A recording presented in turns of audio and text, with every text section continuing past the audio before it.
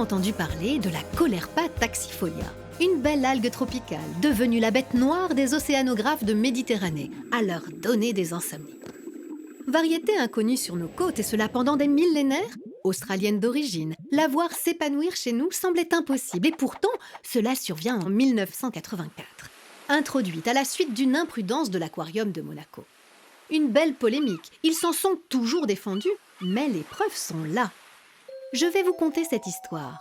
Cette algue originaire d'Australie était si belle avec ses frondes, ses pinnules et ses stolons qu'elle peuplait les rêves de quantité d'aquariophiles. L'aquarium de Monaco s'en procura quelques spécimens.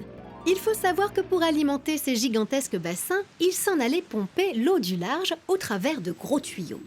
L'eau, une fois utilisée, y était réexpédiée. C'est sans doute au cours de ces rejets que se retrouva en mer quelques boutures de cette algue magnifique.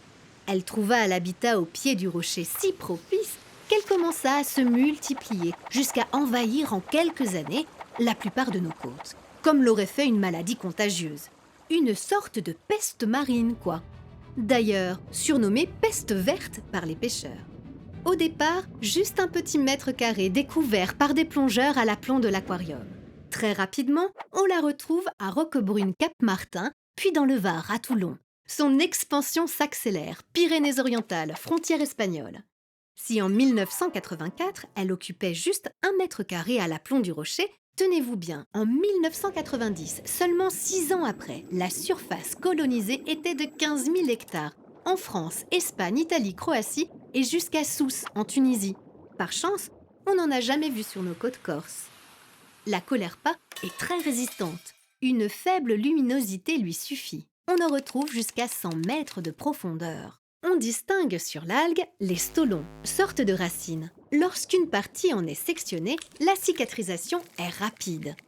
Les parties séparées peuvent alors coloniser d'autres lieux, de vraies boutures. En conséquence, l'ensemble des colonies de Méditerranée serait donc un clone constitué génétiquement d'un seul et même individu de départ. Sa dangerosité tient de ce qu'elle détruit et remplace les herbiers de Posidonie, si importants pour la vie et la nourriture de nos poissons. De plus, elle est toxique, sécrétant des terpènes, pouvant intoxiquer la faune. Sans qu'on en sache la raison, l'invasion régresse depuis quelques années. Ouf, me direz-vous. Mais ne crions pas trop rapidement victoire, elle est actuellement remplacée par une de ses cousines, elle aussi venue d'Australie.